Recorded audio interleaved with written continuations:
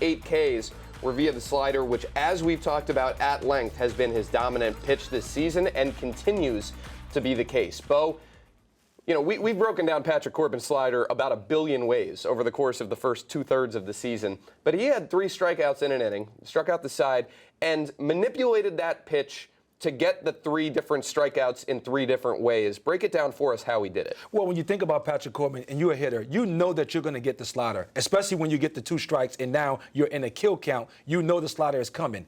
The biggest thing is you just don't know which one. You don't know if you're going to get the front door, the back door, if you're going to get the strike to ball. Here is the strike to ball that stays on the plate, and it looks like a strike to the last minute, and then it falls out the bottom of the zone. Then you get the front door, the one that he starts behind you, and now that's a called strike for the slider. Then you get the sweeping sweeping slider, the one that starts on the plate and then runs off the plate. When you talk about command, Patrick Corbin has tremendous command of that pitch. He's able to vary the speeds, he's able to vary the break, and therefore it makes it very difficult as a hitter. Even though you know it's coming, you don't know what variation is coming. He told me he views it as 3 different pitches because he throws it 3 different ways. Also has the same grip with it, but kind of flips it in there, looks like a curveball. So he can manipulate that pitch in a bunch of different types of ways.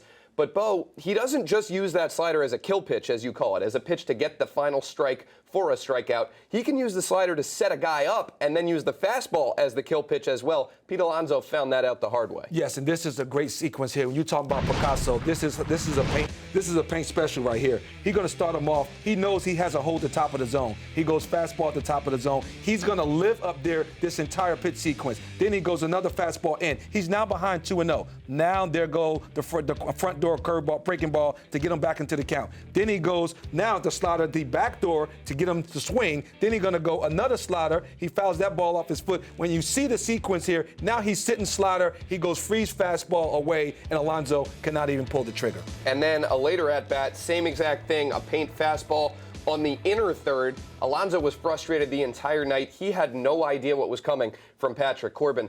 So, Bo, yesterday, the Nationals staked Steven Strasburg a 3-run lead. The Mets pounced right back on him, put up 3 runs to tie the game.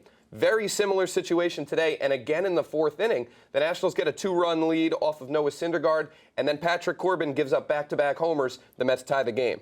I tell you, the Mets, they're hot, but offensively, they are basically taking advantage of every mistake that the Nationals are making. When you talk about location, you're going to see here, we want this ball down and in, and this ball basically is middle, and he does not miss this slider. He drives it out of the ballpark. Again, you're Patrick Corbin. You know you're going to throw your slider. He meant to get that ball down and in. This is another fastball in to Wilson Ramos. You can get in on Ramos, but you have to speed him up before you can actually get in on him, and Wilson Ramos took advantage of a mislocated fastball on the inner third and hit it out of the ballpark.